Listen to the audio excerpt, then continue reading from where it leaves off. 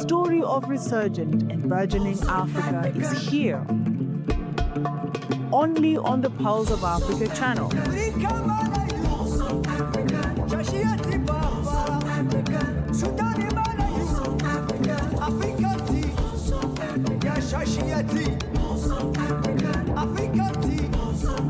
Pulse of Africa, the face and voice of Africa.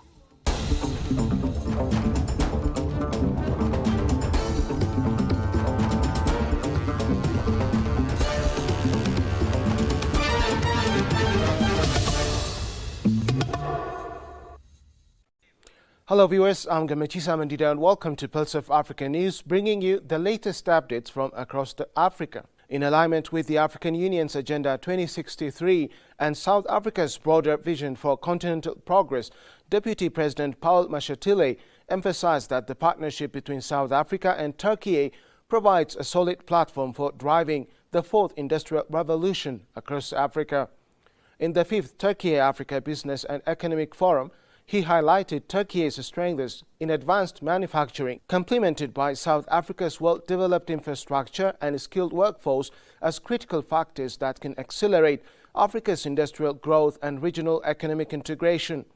The introduction of a new Memorandum of Understanding under the South Africa-Turkey Binational Commission seeks to strengthen Africa's economic zones, attract investment and promote intra-African trade, supporting the continent's overarching aims of sustainable development and regional unity. Mashatile pointed out the significant opportunities in renewable energy, green hydrogen, automotive, defense, healthcare and digital innovation, key sectors for Africa's development, and noted that Turkish investors can leverage the African Continental Free Trade Area to access a market of more than 1.4 billion people for fostering economic empowerment across the continent. He called on Turkish enterprises to collaborate with African companies, localize manufacturing and help build industrial capacity, innovation and shared prosperity, thus contributing to Africa's strategic pursuit of economic independence and continental integration. Ghana and Grenada have signed a historic health partnership agreement during Prime Minister Dickon Mitchell's official visit to Ghana. The agreement is set to align with the African Union's mission to promote health, development and regional cooperation across the continent. The MOU, signed by Minister Joseph Andal for Grenada and Minister Samuel Okudeto Oblakwa for Ghana, aims to strengthen healthcare systems, tackle workforce shortages and enhance public health, aligning with broader goals of health security and capacity building. This partnership offers Ghanaian nurses international experience and supports Ghana's healthcare workforce while enhancing Grenada's health system. It also aims to strengthen Caribbean-African ties, promote South-South cooperation and foster collaboration in education, trade and capacity building. Upon ratification, the MOU reflects a shared commitment to improving quality of life and expanding cooperation with Prime Minister Mitchell, highlighting its role in advancing health, friendship and sustainable development between Grenada and Ghana.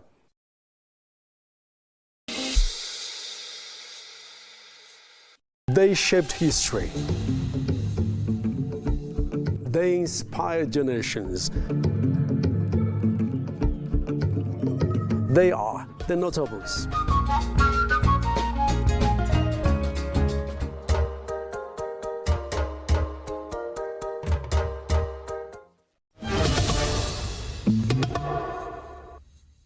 Within the framework of Africa's regional integration efforts, Libya's Minister of Economy and Trade, Mohamed Al-Hawai, met with Morocco's Minister of Foreign Trade, Omar Hajira, to enhance economic, trade and investment collaboration between the two countries. Al-Hajiri highlighted the importance of revitalizing economic ties by resuming direct flights and reopening the Moroccan embassy in Tripoli to facilitate business interactions and simplify visa processes. He also suggested organizing a forum for Libyan and Moroccan business people in partnership with the Federation of Chambers of Commerce to explore investment prospects and boost trade. This engagement supports Africa's broader objectives of fostering regional cooperation, integrating markets within the Maghreb and across the continent, and diversifying economies through stronger partnerships with friendly nations. In the spirit of fostering stronger cooperation among African nations, Senegalese President Bassirou Diomaye Faye arrived in Kigali on Thursday for a 3-day state visit. At Kigali International Airport, he was warmly received by President Paul Kagame. The visit seeks to reinforce the long-standing relations between Rwanda and Senegal, with discussions focused on deepening collaboration in key areas of mutual interest and further strengthening the already fruitful partnership. Following his engagements in Rwanda, President Faye will proceed to Kenya as part of his official East Africa tour aimed at enhancing the bonds of friendship and cooperation between Senegal and these fellow African nations. As Afro Culture Fest 2025 promotes and celebrates African cultures, the festival is set to shine a spotlight on the continent's rich cultural heritage. Scheduled for Saturday, December 20 in Ibadan, Nigeria, the festival's theme, "The Future is Rooted," emphasizes the importance of connecting Africa's vibrant traditions with contemporary commerce. The event aims to create new opportunities for artisans, designers and performers by providing a platform to showcase talent, foster innovation and support economic empowerment within Africa's creative industries. Afroculture Fest 2025 aspires to bridge the gap between raw cultural expression and sustainable business development, helping creators transform passion into enduring brands while celebrating the continent's unique cultural identity and promoting its global influence. Afroculture Fest was first launched to provide a dedicated platform for African creatives to connect with markets, investors, and audiences both locally and internationally.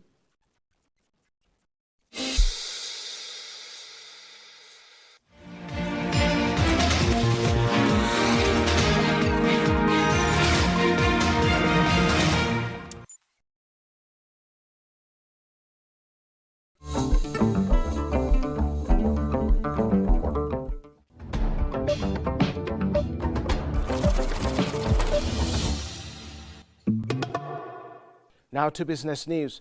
The Africa CEO Trade Report 2025 underscores the critical role of the African Continental Free Trade Area in advancing economic development and regional integration across the continent.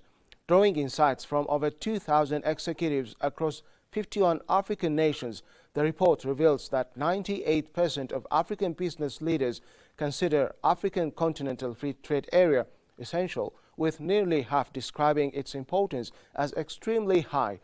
The report also highlights Africa's ongoing digital and green transformation, with more than half of firms adopting digital payment systems and 98% prioritizing sustainability in their future trade strategies. African enterprises are increasingly forging new partnerships with Gulf and Caribbean countries while harnessing intra-African trade and reduce costs, mitigate risks, and bridge market gaps. Professor Patrick Utomi highlighted that African Continental Free Trade Area creates a foundation for integrated markets and value chains, with digitization and sustainability crucial for ensuring Africa's trade resilience, economic growth, and regional unity amid global uncertainties.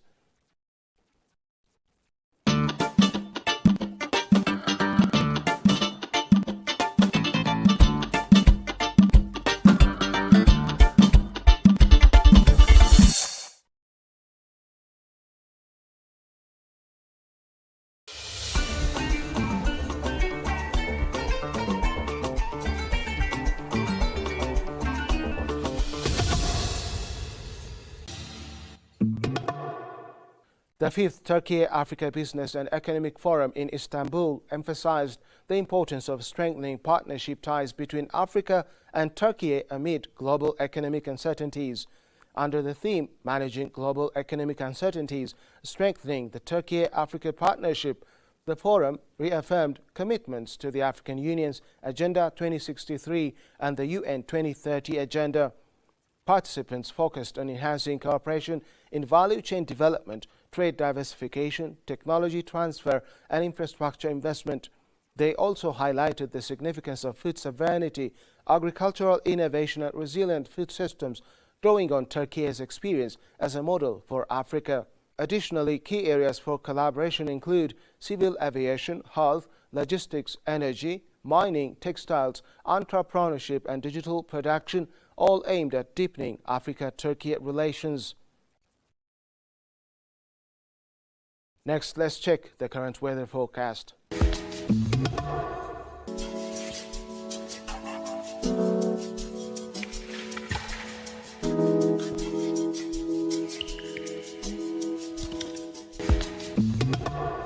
That's all from Pulse of Africa News. Thank you for joining us and stay tuned for more stories that matter to Africa and beyond.